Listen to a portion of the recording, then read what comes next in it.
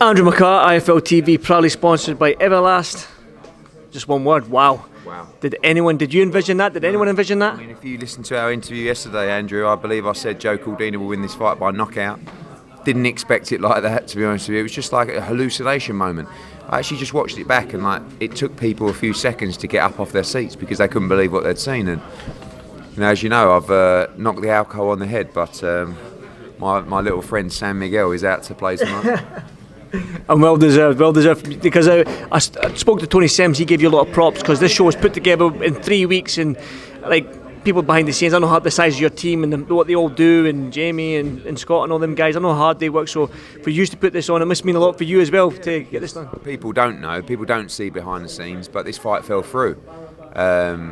We did a deal with Agawa 10 weeks ago, something like that, and Joe Cordina went into camp for the fight, and probably 3 weeks later the IBF ordered the mandatory on Agawa for Rakimov, and we asked for an exception for the fight, which we had to pay for, which was denied by the IBF, and then we had to negotiate a deal with Rakimov to allow this fight to take place and then to face the winner, and the fight had fallen through, to be honest with you. And you heard Tony there say he didn't even tell Joe because he would have been so heartbroken, and I couldn't let Tony down, I couldn't let Joe down, and we managed to spend money and find a way to make it happen, and that's what you have to do. You have to invest in your fighters, and tonight it paid off. So I want to say thank you particularly to DAZN, and this is the kind of reason that we made the move to DAZN, to allow us to have the rights fee, to pay the money, to bring world champions to our fighters' backyards. And I'm very pleased for Joe Cordina because he's dedicated his life to the sport, and tonight it paid off. And sometimes you can sort of steer your way to a world title, you can sneak your way to a world title, or you can edge out a close decision, and sometimes you can just explode on the world scene with a performance like that. No one's done that to Agawa, and Joe Cordina has announced himself as a major force, not just in the 130-pound division, but in world boxing tonight. He certainly did. He said he thought that Joe said to me that he thought he would catch him, but he didn't think he would catch him that early. But when Agawa hit the canvas, did you know yourself? And Joe said he knew when that shot landed, he was out. I could see the way he went down. I mean, I was surprised the ref counted.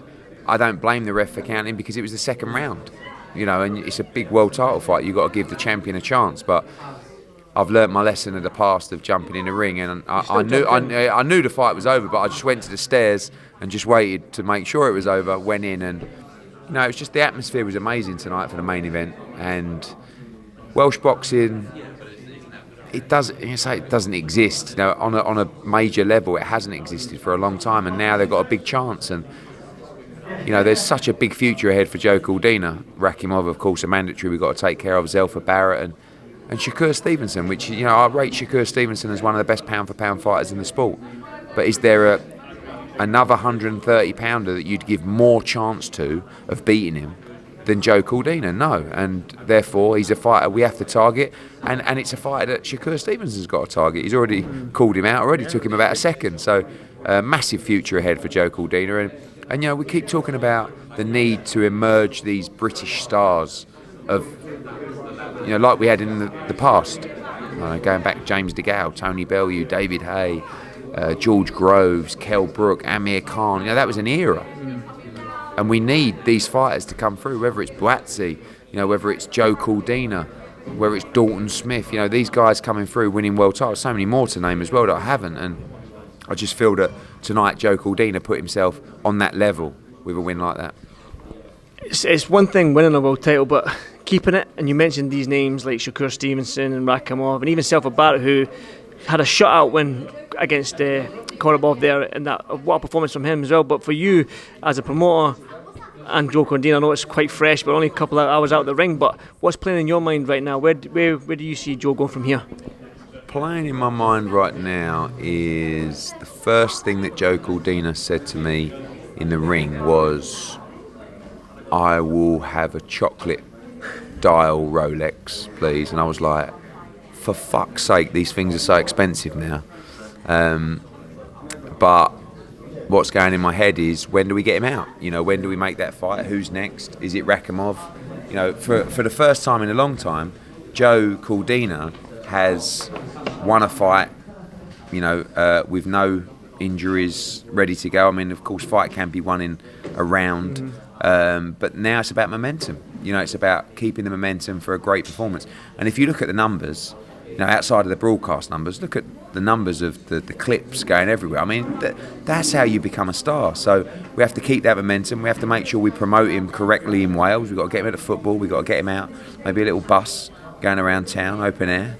You know, you have to go over the top. Yeah. We did it with Selby when he won the world title. We took him to Barry on an open top bus. I remember that. But you have to, you know, you have to keep the momentum going. And he's a young kid, good-looking kid, good role model, good fighter. He's the kind of young man that can be an ambassador for boxing in Wales. And you know, you saw people there tonight, Selby and Barry Jones and Steve Robinson and Joe Calzaghe. Like, it means a lot to them. And you know, I don't mean this disrespectfully, but they're a small country, and this is a major night for them in terms of sporting achievements. They've got a big game tomorrow, of course, and you know, massive night for Joe Cordina. Can you bring Shakur Stevenson to Wales? Can you bring him here? I think so. I mean, I think he'd come, you know, and I think it would fill up certainly Cardiff Stadium outdoors. Whether it fills up the Principality, it's a huge venue. Yeah. But Shakur Stevenson's a real fighter, you know. I mean, he steps in all these fights. I have a lot of respect for him, and I think he's a real talent. So he'd have no problem coming, and I'm sure Joe would have no problem coming to the US either. Going on what you said about Joe Calzaghe and what it means for Wales, I spoke to Joe Calzaghe there, and he basically said, "Fucking buzzing! It's making me want to have a comeback." So you never know, you could promote Joe Calzaghe at some stage. But that's why boxing, quite frankly, is the greatest sport in the world. Because when do you get moments like that? I mean, it might be a late goal in a major cup final, or it might be a 40-foot putt in the Ryder Cup, or it might be a tiebreaker at Wimbledon. But is it ever like that? You know, I mean, it's just... We've just had such a great run of shows, you know, when you look back at this year, talking about Lee Wood against Michael Conner, that was breathtaking, wasn't it? I mean, one of the great fights, knockout with a minute to go, just breathtaking. Katie Taylor against Amanda Serrano at Madison Square Garden. Boatsy Richards, you know, incredible fight. But that was like a split-second moment that was very different to what we've seen. You don't really see those kind of moments that much. And it was the unexpected as well, quite frankly. Like, I think that was part of the nature. You know, if it was a brutal one-punch knockout artist, then that can happen. But it was a guy with a granite chin against a guy that was supposed to be not much of a puncher, and it was incredible. Can you touch on Selva Barrett then? He had a great performance from him just before Joe as well, in the same division as well. Like, again, you could probably put two and two together. Yeah. That fight makes sense as well, especially for us selfish British fans. We probably want to see that. But again, a little word on Selva Barrett. Yeah, that's a good fight. You know, it's a big domestic fight. I thought Zelfa was great tonight.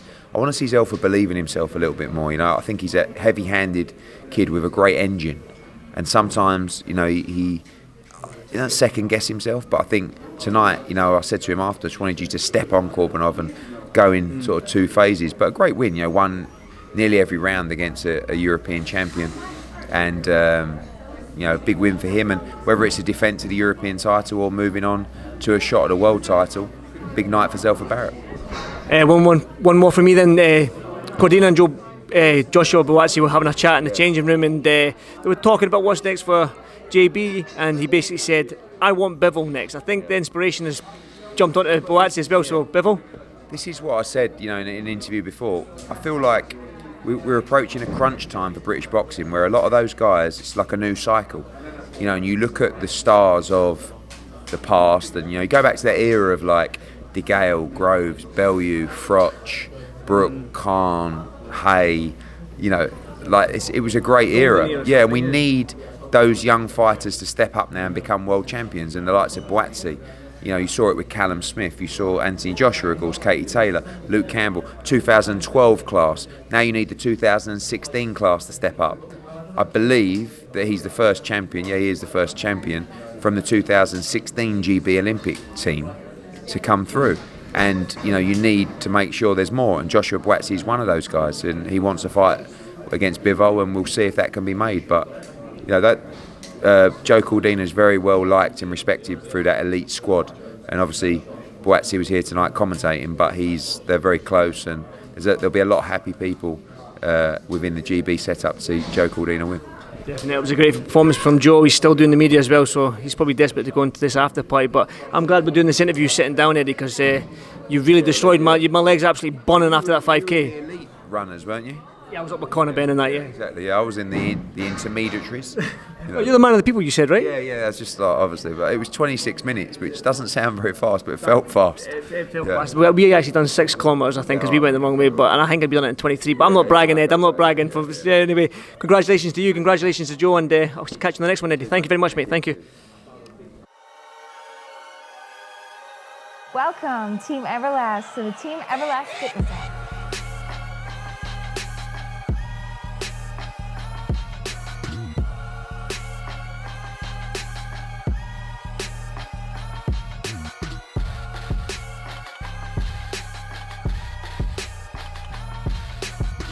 Download the Everlast Fitness app and find your greatness within.